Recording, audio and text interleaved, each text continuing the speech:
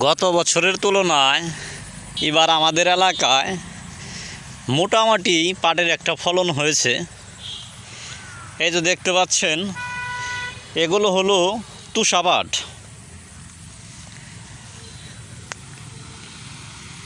এই তুষা পাটগুলো বোনা হয়েছে। এই ক্ষেতে ভুট্টা চাষ করা হয়েছিল। এই ভুট্টা ওঠানোর পর এই তুষা পাটগুলো বোনা হয়েছে। এই ক্ষেত্রে মোটামুটি আছে, এটা আবার একটু খারাপ। আর এই যে ধানগুলো দেখতে পাচ্ছেন, এগুলো নামি ধান।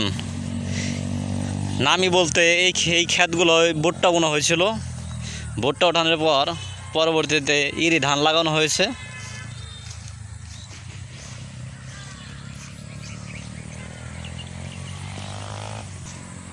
এক সময় আমাদের এই গ্রামে এই যে দেখতে পাচ্ছেন, এখন মোটামুটি তাও পাট অনেক ক্ষেত আছে। এই যে সামনে যেটা দেখতে পাচ্ছেন, এটা পাট ক্ষেত। ওইদিকেও আছে। তবে এক সময় এই ইরি ধান কাটার পরেই প্রত্যেকটা ক্ষেতেই পাট বুনে দেওয়া হতো।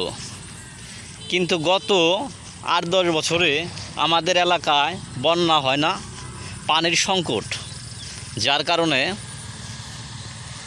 পাট চাষ করা থেকে কৃষকরা একটু আগ্রহ হারিয়ে ফেলেছে।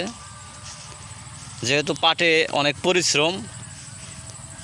পরিশ্রম করে পাট চাষ করলো, ভালো পাট হলো, কিন্তু সেই পাটগুলো পানিতে জাগ না দিতে পারলে তাহলে কৃষকের তো অবস্থা খুবই খারাপ। যার কারণে আমাদের গ্রাম এলাকায় এখন আর পাট বেশি বুনে না। ওই 2-1টা ক্ষেত বুনে বৃষ্টির পানিতে পাট জাগ দেয়। যে এইদিকে পাট আরও ভালো হয়েছে। তো এই পাটগুলো এখন ভাঁজ দিতেছে।